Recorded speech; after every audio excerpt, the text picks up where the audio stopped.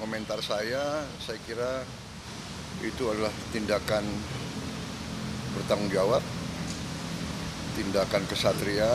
Ya. Beliau sadar, beliau salah ucap, beliau bertanggung jawab dan beliau mengundurkan diri. Saya kira kita hargai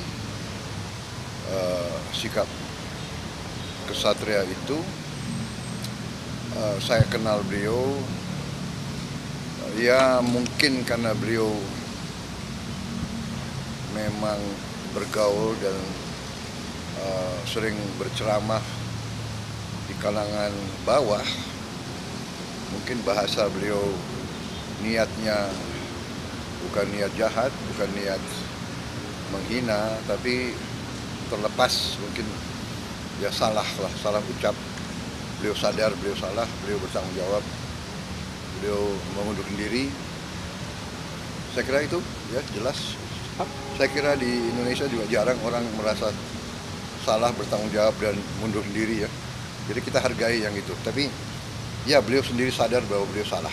Akan disiapkan penggantinya nggak Pak? Ada penggantinya Ya, Pak? nanti kita cari ya. Nanti kita cari. Oke? Oke.